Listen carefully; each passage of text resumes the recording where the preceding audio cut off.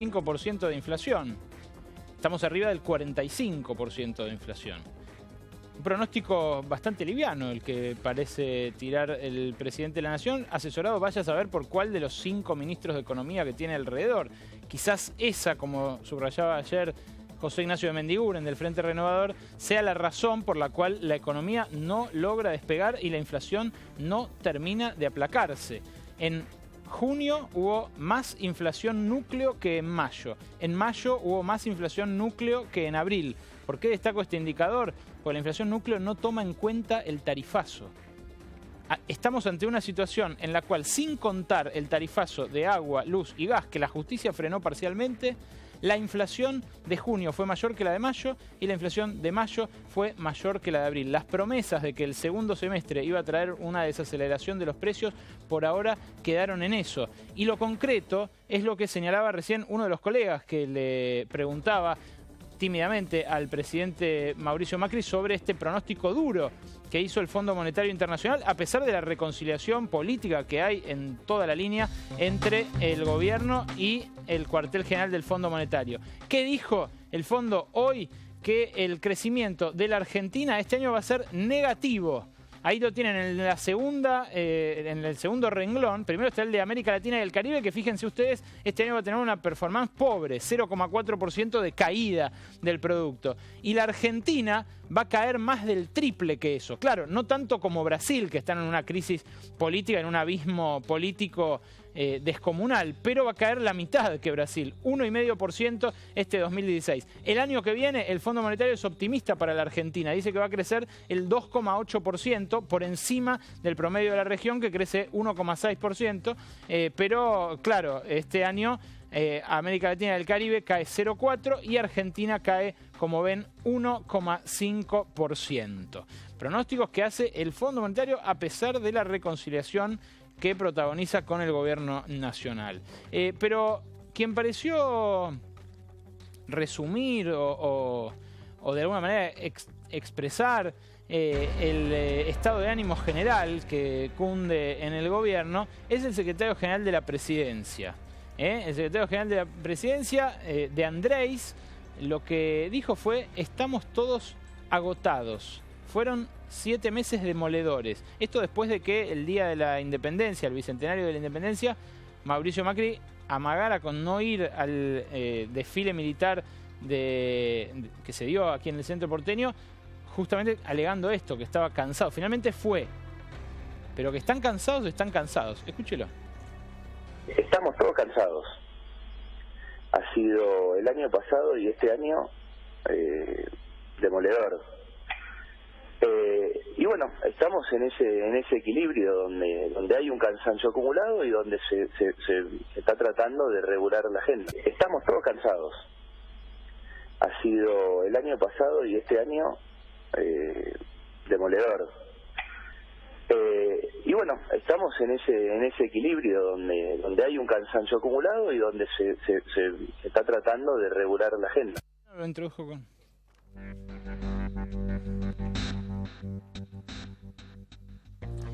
¿Están agotados, Yamil Santoro? Mirá, nadie va a negar que vienen siendo meses de decisiones difíciles que han generado una gran consternación a la hora de tomarlos y también en gran parte de la sociedad, pero también vale aclarar que hay un gran apoyo todavía por parte de la ciudadanía, no solo de aquellos que nos votaron, sino también de aquellos que no nos votaron, que confían que vamos a lograr salir adelante de esta situación. Así que en la práctica creo que el cansancio tiene que ver con mucho trabajo, que en definitiva es algo que quizás en años anteriores sobraban energías para salir a patotear al que pensaba distinto, porque quizás faltaba trabajo. ¿Qué piensa un aceitero de los que se suben al guinche todos los días y que ve que los políticos le dicen que están agotados, Daniel Jofra? Mirá, nosotros tenemos una realidad diferente al resto de la clase trabajadora. Diría que somos unos privilegiados del sistema debido a nuestras paritarias. Obviamente, de que la repercusión de los aumentos de precio y de los aumentos de tarifa y la devaluación del peso nos está pegando muy duro. De hecho, estamos evaluando seriamente de reabrir la paritaria en caso de que consideremos necesario porque evidentemente todo lo que se viene haciendo, hoy se habla del aceite como si fuese algo extraordinario y nos estamos olvidando de todos los aumentos que hubo durante estos últimos 6 meses. Me parece que si acá no toman el toro por las astas y se sensibilizan un poco con la sociedad, va a ser un problema grave en pocos meses con el resto de la clase que cobra un 50%, cobra menos de 10.000 pesos y el 80% cobra menos de lo que debería ganar para cubrir sus necesidades. Gracias, Daniel. Ahora seguimos. Los que no están cansados son algunos empresarios de despedir gente y de suspender personal.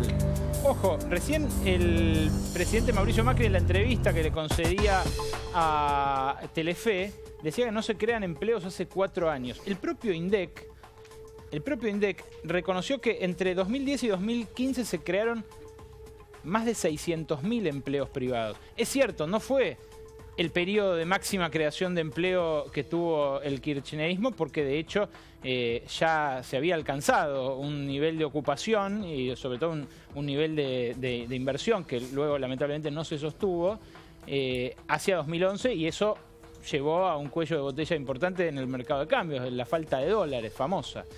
Pero se siguieron creando empleos según el INDEC actual, el INDEC que dirige Jorge Todesca. Por eso llama la atención que insista el presidente sobre esto de hace 4 años que no se crecía, hace 5 años que no se creaba empleo, porque de verdad los puestos de trabajo, según el propio INDEC, crecieron el año pasado 2,7%. Cifras oficiales, cifras ratificadas, no las cifras manipuladas por Guillermo Moreno, sino las cifras actualmente revisadas y publicadas por el nuevo INDEC. Y son las cifras, Berco, que si las cruzás con la FIP, es decir, con los aportes patronales, también están ratificadas. Buenas noches, Mariano Hamilton. Ahora Buenas noches. Vamos a ir a un tema que especialmente quiero que trates vos. Pero pusimos la imagen de la crisis laboral porque todos los días se producen noticias de estas. Hoy, por ejemplo, se produjo esta noticia, la de Masalín Particulares. Masalín que en Tucumán, a raíz de la caída en el volumen de venta que generó el aumento de impuestos, que el gobierno argumentó enfáticamente que es algo vinculado a la salud pública, ¿no? Son decisiones políticas vinculadas a la salud pública, subir impuestos para que la gente fume menos, pero la consecuencia es que Masalín hoy despide 80 personas en una tabacalera en Tucumán. No es la única, no es solo un problema microeconómico aislado. Vean lo que pasa en el ingeniero Ledesma. Se sostiene en el ingenio Ledesma el conflicto que mantiene bloqueados los caminos, específicamente la Ruta Nacional 34. Hubo levantamientos parciales cada 2 horas, pero continúan con el paro por tiempo indeterminado. El jueves pasado fueron reprimidos por la Infantería de Jujuy. La empresa pretende congelar los salarios y hacer que se hagan temporarios el 60% de los trabajadores. Un avance flexibilizador de la mano de una de las principales empresas, de las más poderosas del país. Y a última hora a Hamilton le llegó la información de que en Longview, en el Parque Industrial de Panamá, también se produjeron despidos, ¿verdad? De Paraná, perdón, también se produjeron despidos. 60 despidos sobre una planta de 300 empleados. Bien, el tarifazo, mientras tanto, sigue en boca de todos. El tarifazo que frenó la justicia y que el gobierno se ve obligado a morigerar. Y sigue en boca de todos, no solo aquí en la Argentina, sino en el mundo. ¿Por qué digo que ocurre en todo el mundo? Porque el CEO mundial de Shell, la empresa que durante 34 años dirigió Juan José Aranguren, hizo prácticamente una confesión. Hoy le concedió una entrevista a la agencia Bloomberg y dijo: somos más una empresa de gas que una empresa petrolera. Y al revelar esto, lo que hizo fue, echarle un saco de arena encima a su antiguo empleado, a Juan José Aranguren, que le dio a Shell la compra del gas que viene a través de Chile, pero que se compra en ultramar por vía de una empresa subsidiaria de Shell. ¿Por qué dice el CEO Ben Van Belden, por qué dice el CEO de Shell que son cada vez más una empresa de gas que una petrolera? Bueno, porque Shell acaba de comprar British Gas. British Gas era, como su nombre lo indica, una empresa dependiente de British Petroleum. Pero ahora la tiene Shell, que es una empresa anglo-holandesa.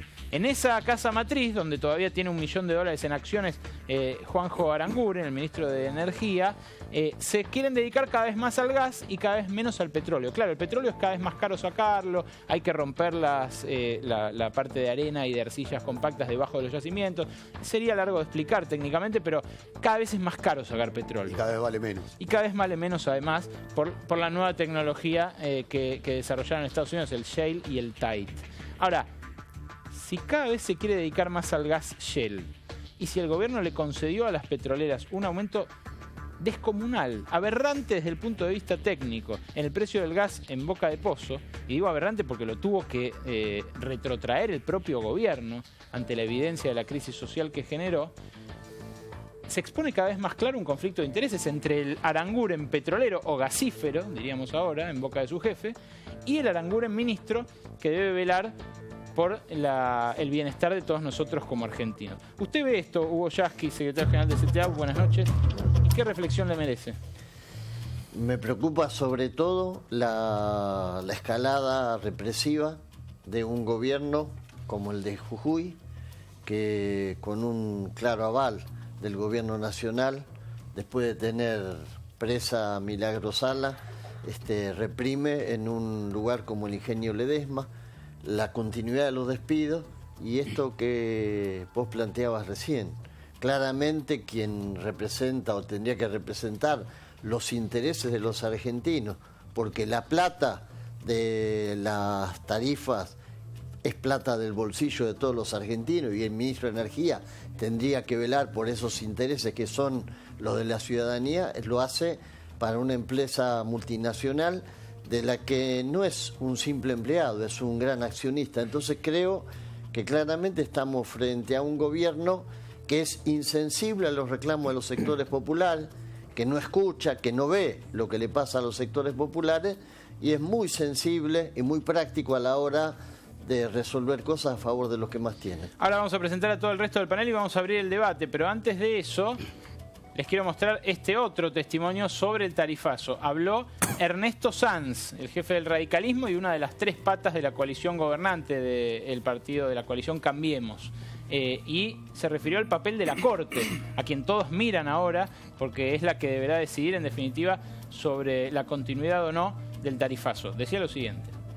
La toma de decisiones respecto a las tarifas como un mapa único ha traído los problemas que trajo, hubo correcciones por supuesto, y ahora creo que después de la última resolución de la semana pasada, que establece un tope, pero además establece algo muy importante, que es que el aumento se va a tomar de la boleta del año que viene, del año pasado, es cierto, digo, esa decisión creo que va a ordenar muchísimo la cuestión, pero claro, es lógico, todavía no se puede operativizar porque se está a la espera de la resolución de la Corte, ¿no? La Corte no va a reemplazar al gobierno, primero, no va a reemplazar al Ministerio de Energía, ni a las distribuidoras de gas, no va a refacturar, no va a meterse, creo yo, esta es mi opinión, en el detalle. La Corte no va a reemplazar al gobierno, primero, no va a reemplazar al Ministerio de Energía.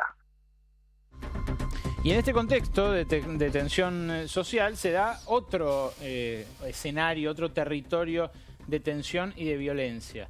La inseguridad, y una inseguridad muy especial, una inseguridad que afecta a intendentes y funcionarios, especialmente en el Gran Buenos Aires. En un episodio muy, pero muy llamativo aparecieron, primero baleado el auto de un funcionario, ahí lo tienen. El secretario de Seguridad, Eugenio Garriaga. El secretario de Seguridad de Hurlingham, ¿verdad, Mariano? Exactamente, de Hurlingham, de la intendencia de Juanchi Zabaleta. Recibió el sábado a la noche, estaba en una fiesta, escuchó ruido fuera del lugar, salió y cuando se acercó a su auto tenía el auto baleado. ¿Y ese mensaje que dice el Graf? Simultáneamente el secretario de Seguridad, estamos hablando de Damián Feu, le recibió en su limpia parabrisas un mensaje que le dejaron que decía exactamente: dejate de joder con la droga en Villa Tesey. todo esto viene a cuento que a principio de mes hubo un operativo en donde se secuestraron grandes cantidades de cocaína, donde realmente la policía de la provincia de Buenos Aires, en sintonía con el juzgado de Morón, hicieron un operativo bastante importante y consiguieron desactivar una banda de narcos que funcionaba allí en el sector de Hurlingham, Villa Tesey. A partir de esto ocurren este tipo de amenazas. También a Garriaga le pincharon las gomas, tenía las 4 gomas tajeadas del auto. Entonces Juanchi Zabaleta salió a denunciar esto y también, por supuesto, tuvo la solidaridad del ministro Ritondo. El intendente decía lo siguiente.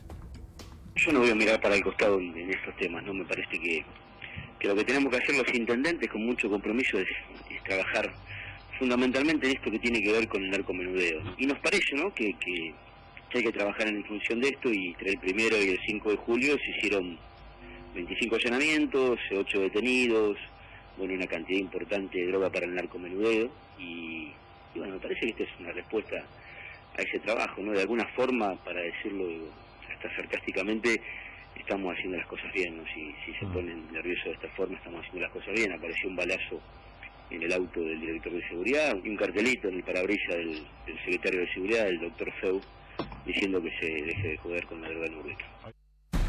Esto no es partidario, ¿eh? Así como recibió estas amenazas y estas agresiones y atentados el funcionariado de Hurlingham, también la propia gobernadora María Eugenia Vidal sufrió la intrusión de su despacho. Sí, la pasó mal, le pasaron varias cosas a Vidal, no una. Bueno, recordemos la fuga al principio de año, ya recién asumida, de los Lanata y Esquilachi. Después le liberaron 4 horas la seguridad, estuvo 4 horas sin seguridad la gobernadora a la intemperie, a la buena de Dios. Hace 2 semanas balearon uno de los ministerios con sede en La Plata, el Ministerio de Salud. El Ministerio de Salud. También después 2 tipos de su seguridad, 2 agentes de su seguridad le revisaron el despacho. Claro. Esto también ocurrió con la gobernadora Vidal. Y a Federico Salvay. Exactamente, y a Federico Salvay le robaron la casa. O sea, entraron, en realidad le robaron la casa, no, entraron, le revolvieron todo y no le sacaron nada. Claramente fue una maniobra para amedrentarlo. En ese contexto, yo diría por lo menos tenso, hoy la ministra de Seguridad, la ministra de Seguridad de la Nación, Patricia Bullrich, nos saludó a todos. Y en su cuenta, en su cuenta de Twitter, en su cuenta en la cual se comunica, en la cual usa un poco a modo de exhibir su gestión, pero un poco también como forma de proselitismo político, porque Bullrich es una de las posibles candidatas de Cambiemos para el año que viene, mandó un peculiar saludo por una efeméride que hoy compartimos y que además compartimos con todos ustedes por lo que significa, ¿no? Por la amistad, por lo que se celebra. Pero insisto en el contexto. En un contexto de tensión en el cual la gobernadora, que forma parte de su partido, está siendo amenazada por elementos de la policía que maneja. En un contexto en el cual, además, funcionarios de la provincia de Buenos Aires y de las intendencias, del oficialismo y de la oposición, porque también un episodio que no mencionamos fue el del intendente de La Plata. Exactamente. Al intendente de La Plata también lo atacaron en su domicilio. Sí, además esto se da en un marco muy claro. Digo, hay 2 medidas que se tomaron desde la...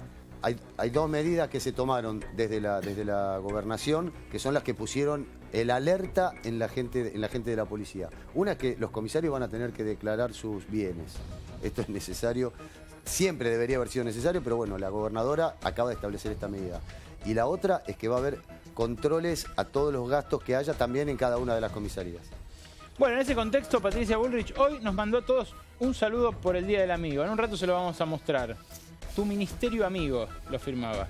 Pero vamos a hablar de tarifazo, vamos a hablar de la situación social, vamos a hablar de las declaraciones del presidente, vamos a hablar de todo lo que en esta pequeña introducción les presentamos con un panel de lujo. Hoy tenemos 3 sindicalistas, 3 pesos pesados del sindicalismo, números 1, no referentes cualquiera. Y a 2 jóvenes liberales que tienen en pantalla. Uno, el secretario de Formación Política de Cambiemos y el representante de Unión por la Libertad. Y otro, un economista, Iván Carrino.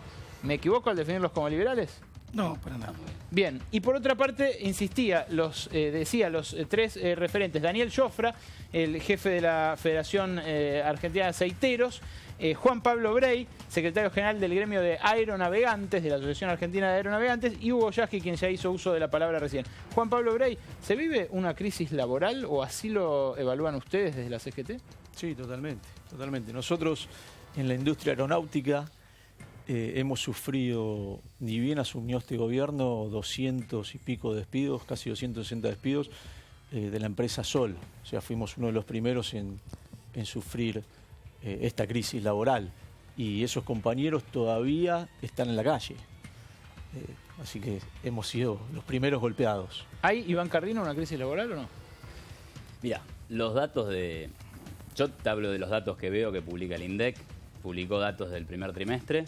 La verdad es que no parecería haber, o sea, en el sector privado por lo menos, lo que indicó es que año a año crecieron la cantidad de empleo privado en 75.000, pero tal vez la percepción es que hay caída, porque hay varios sectores que están con destrucción de puestos de trabajo, como por ejemplo puede ser la construcción. Sin embargo, esa caída de, por ejemplo, 29.000 puestos de trabajo en el sector de la construcción se vio compensada por otros sectores como comercio, enseñanza, salud, etcétera. Este es el famoso 1,3 que dio la semana pasada el INDEC. Exactamente. ¿Cómo se puede haber crecido en empleo 1,3? ¿Con qué elasticidad para que sea esto compatible con el 0,5 de caída de la actividad económica? Sí, evidentemente acá lo que tenés es una muestra que es el sector privado registrado. O un dibujo, como antes. ¿Cómo, perdón? O un dibujo como antes. Me parece apresurado decir eso. Claramente acepto que pueda haber discusiones y críticas sobre la metodología del INDEC y demás. Me parece que hoy el INDEC es un organismo más serio, pero obviamente... Pero a vos como economista críticas. ¿no te hace ruido? No, a ver, no me hace tanto ruido, porque tampoco es un crecimiento espectacular del empleo. Digo, es una situación que sabemos que está muy estancado hace rato, ¿no? Sigue esa situación de letargo. O sea, lo ideal sería que esto creciera mucho más, ¿no? ¿Y qué tendría que hacer el gobierno para que eso pasara? Bueno, mira, vos mencionaste el caso muy interesante de Mazalín, ¿no? Esa fue una noticia que salió hoy. Y el problema principal que tuvo la industria tabacalera fue el fuerte aumento de impuestos, que vos decís que es por un tema de salud, puede venir por ese lado, pero yo recuerdo que se le anunció como un mecanismo de recaudación para los gobiernos provinciales. La empresa lo que hizo fue tratar de trasladar el impuesto al precio.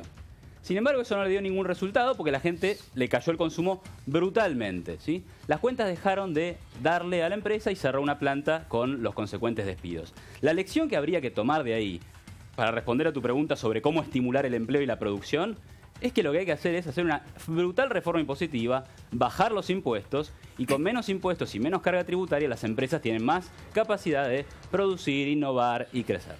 ¿Yasky? No, en primer lugar, todos los datos registrados oficialmente, 180.000 despedidos solamente en la actividad privada, 160.000 despedidos, 20.000 suspendidos con pronóstico reservado. Esto sin contar todos los no registrados que no se pueden registrar en la estadística y que van perdiendo su trabajo, gente de la construcción, empleadas de servicio doméstico y otros empleados no registrados. Así que, tal como es la lógica de lo que está sucediendo, hay más pobres, hay menos trabajadores, hay más desempleo y hay más concentración de la riqueza. Es decir, los salarios quedan rezagados, hay menos consumo, hay menos actividad. No puede ser que pase todo esto y crezca el empleo, eso no existe.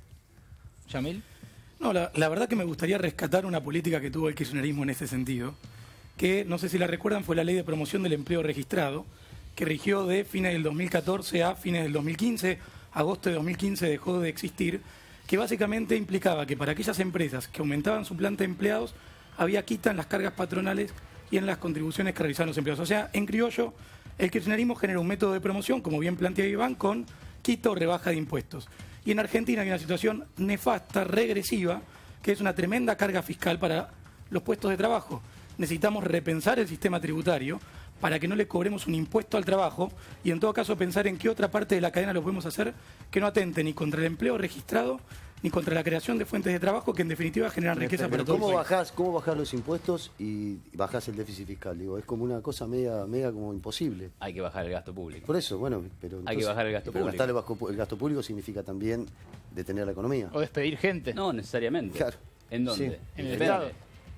Esa es una manera de bajar el gasto público. Otra es reducir los subsidios, pero es algo que la justicia ha frenado y es algo que muchos sectores de muchos sectores están diciendo que no debería hacerse, que no deberían tocarse las tarifas. ¿Pero a vos te parece sostenible socialmente el aumento del 1.500% que planteó Aranguren inicialmente? Mirá, lo que no me parece sostenible socialmente es lo que vino pasando en los últimos 5 años, una política de desmadre del déficit fiscal, aumento de la emisión monetaria, inflación, controles de precios por todos lados, y eso genera huida de las inversiones, caída de los salarios y pobreza, porque recordemos que la cantidad de pobres en Argentina en los últimos 4 años creció alrededor de 2 millones. Entonces, ese es un problema. Hoy hay otro problema que es cómo se resuelve esa bomba heredada, y eso va a generar problemas en el corto plazo y los estamos viendo. Yo no niego que haya recesión, no niego que haya aumentado la cantidad de pobres, me parece lamentable, muy triste y me encantaría vivir en un país mucho mejor. Pero para mí las causas están en todo lo que vino pasando hasta ahora. No nos olvidemos de esta herencia que ha sido muy pesada, ¿sí?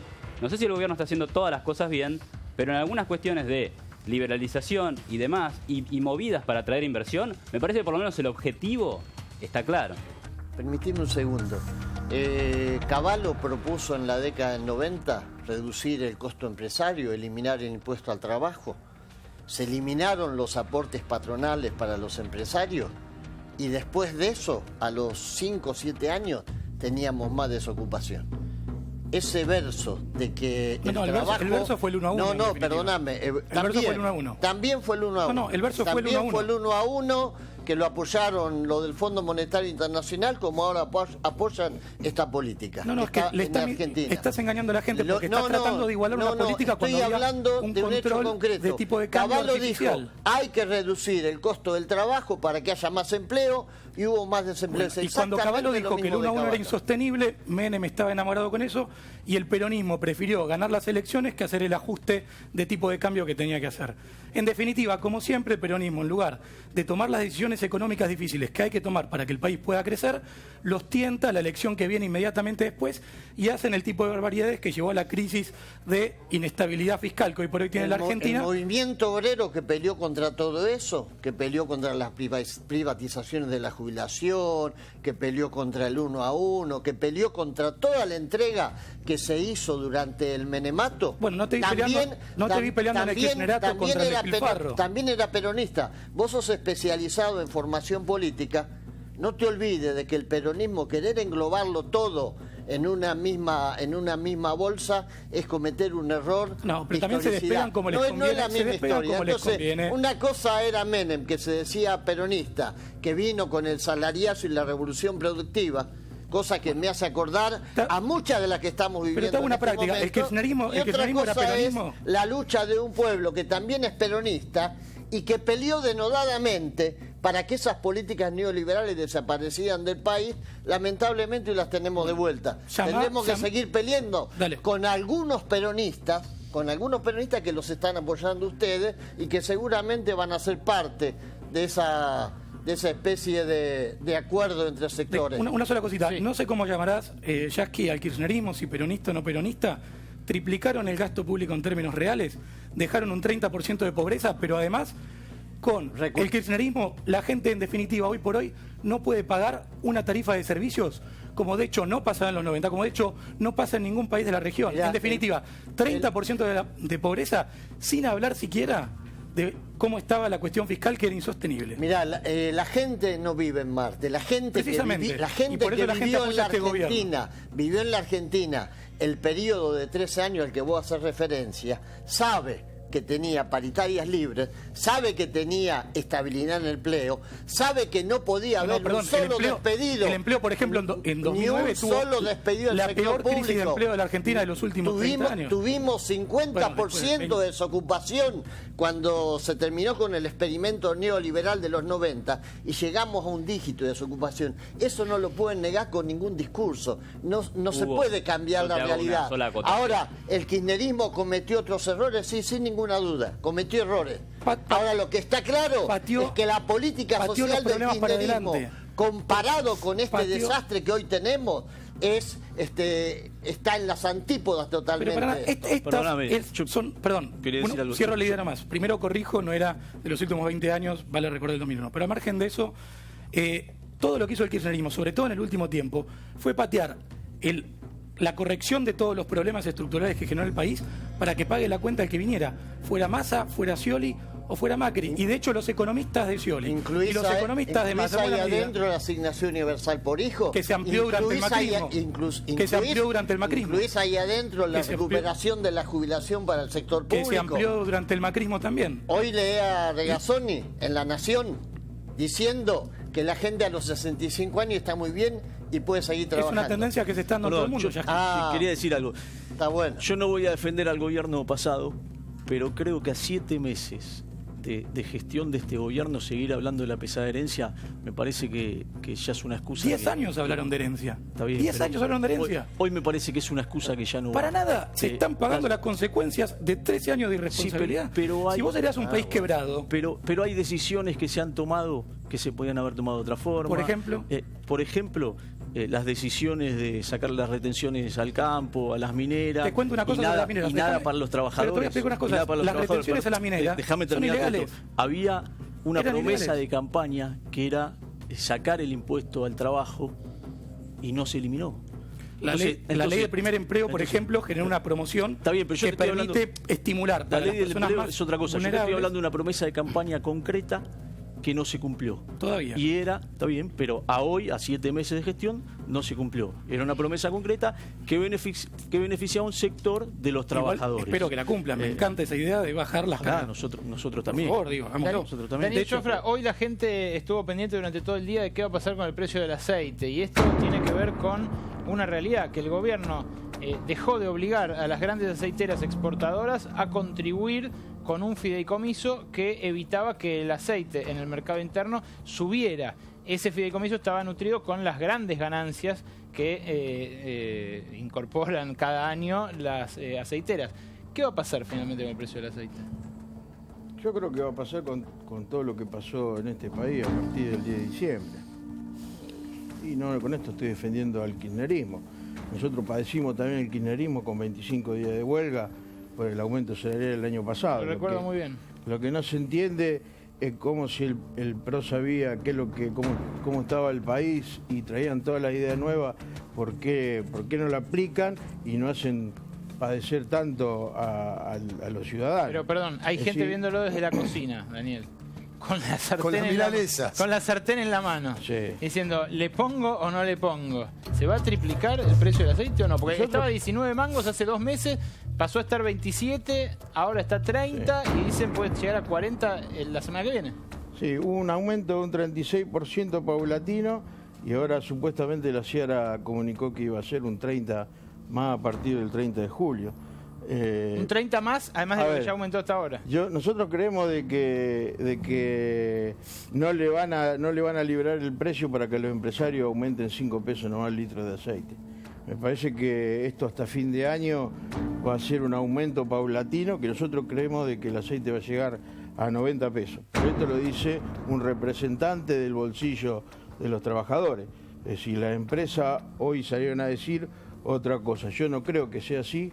No hay un control para los empresarios, pero insisto con esto, es decir, el problema que tenemos como trabajadores no es el precio del aceite, porque no nos vamos a desayunar ahora y nos sorprende de que aumenta el aceite, siendo que durante todo el año la carne, la leche, el pan vino aumentando permanentemente. Entonces, acá no hay un problema de aumento de precios solamente, sino que los trabajadores tienen un sueldo de miseria.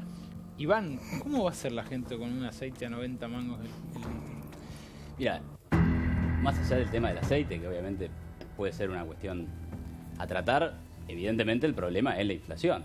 Evidentemente el problema es que los precios suben. La pregunta sería, ¿cómo va a ser la gente? Pero hubo una medida específica que disparó el precio del aceite, no es que fue... Sí, bueno, pero siempre acá creamos ingenierías como para controlar alguna cosa, ¿no? La verdad es que en la generalidad de los casos, los países que funcionan con precios libres funcionan bien, la gente paga el aceite, sí, cobra salario bueno.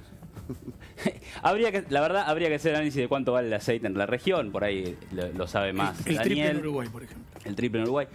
Pero el punto central es la inflación. Perdón, Argentina es el principal exportador de aceite de granos del mundo. Sí, pero Alejandro, pero no depende de eso. Los precios de los bienes que se comercian internacionalmente en general tienden a equipararse a nivel mundial. No tiene fábrica. Uruguay no tiene fábrica ni de aceite ni de casi nada, perdón. Está bien, pero acá el precio barato en realidad era porque había una ingeniería de subsidios cruzados que hacían que en definitiva el precio de Argentina estuviera terriblemente subsidiado. Entonces la pregunta es, ¿por qué vamos a generar...? Puede ser lo que decís vos. Es así. Ustedes tienen siempre algo como para responder a todos los tarifazos. Ahora, lo que no tienen es cómo lo van a pagar la gente. Bueno, pero déjame que te...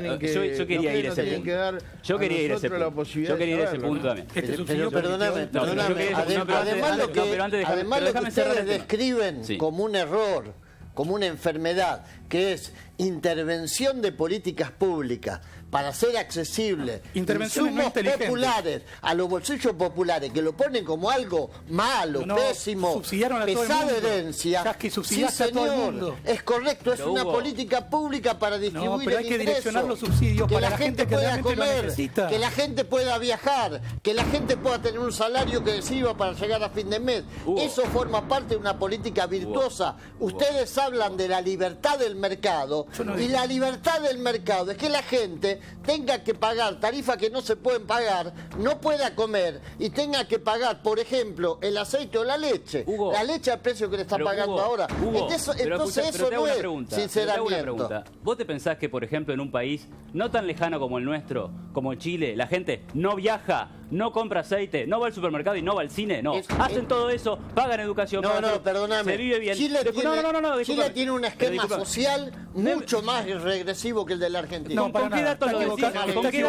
Los datos objetivos de la realidad. Los datos objetivos se contradicen. Totalmente. Tienen una riqueza mucho más per cápita más grande que la Argentina. Un país donde no existe la convención colectiva, por ejemplo. Iván, según la CEPAL, Chile es, después de Guatemala, el segundo país en desigualdad de Latinoamérica. Los países pueden tener desigualdad del ingreso, pero a mí lo que me preocupa es que el ingreso de todos vaya creciendo, ¿sí? Si hay desigualdad, pero la gente sale de la pobreza, eso es lo que tenemos que mirar. Y Chile viene haciendo... no sale de la pobreza. No, es que sí lo hace, Miremos los datos de Chile, cómo ha caído drásticamente la pobreza, de alrededor de 50%. Es el país más regresivo que tiene América Latina. Pero ¿dónde está la regresión? ¿Dónde está la regresión en la caída de la pobreza? Te lo acaba de decir menos acá, pobre no es regresión. Si la gente sale de la pobreza, ¿es malo eso? No entiendo cuál es el problema con ustedes eso. Conocen bien el caso de Chile porque tienen a sus colegas de LAN en permanente contacto con ustedes. ¿Estaría bueno tener un sistema como el de Chile? Es como decía el compañero Hugo, no existen los convenios colectivos de trabajo en Chile. O sea, un piloto o un aeromozo o lo que sea que haga el mismo trabajo que ustedes gana menos. Tripulante de cabina, sí. Y tiene menos estabilidad. Y además, menos estabilidad, están mucho más flexibilizados y además tienen sindicatos por empresa. Bueno, pero eso es música para los oídos del liberalismo. No, a ver, pero ni siquiera hablando del tema, hay algo que nos preocupa mucho y es el ingreso de empresas extranjeras hoy al país. Eso también es algo que en el mercado aerocomercial. Ahora vamos a ir a eso, pero vamos a hablar un poco de laburo en serio, ya que tenemos a 3 sindicalistas de primer nivel y a 2 jóvenes economistas. El presidente Mauricio Macri el 9 de julio dijo algo que a mí me sorprendió muchísimo. Me sorprendió que lo dijera en el acto por el aniversario número 200 de la independencia, sobre todo porque es algo antipático. Quizás en su política de comunicación encuentre que decir estas cosas antipáticas son como abrirle los ojos a la gente. Pero me interesa que cada uno de ustedes comparta una apreciación sobre esto que a mí me dejó anonadado cuando lo escuché. Decía esto. Nuestros queridos trabajadores, la cultura del trabajo, del esfuerzo, ese esfuerzo que te lleva al camino de la dignidad, de la autoestima, de la felicidad. Pero tenemos que alejarnos de lo que pasó en los últimos tiempos, que creció el ausentismo, las licencias, las jornadas horarias reducidas. Cada vez que un gremio consigue reducir una jornada horaria, todos los demás argentinos lo estamos asumiendo como parte de un costo. Y no está bien.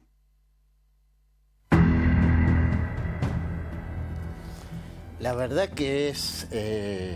a mí en el momento que lo escuché, me indignó y justamente alguien que cuando fueron las inundaciones en la ciudad de Buenos Aires estaba de vacaciones y hubo que traerlo casi con orden de captura para que volviera a su trabajo, que era el de ser jefe de gobierno. Alguien que terminó el discurso y dijo que estaba muy cansado, que no iba a ir al desfile al otro día porque estaba cansado. Me parece que agraviar de esa manera a trabajadores gratuitamente, porque ¿en qué se basa para decir que creció el ausentismo, que tenemos propensión a no querer trabajar? ¿En qué se basa para decir que un gremio que por X motivo logra reducción de la jornada laboral, que solamente se logra si hay una condición de salud o algún tipo de cuestión especial?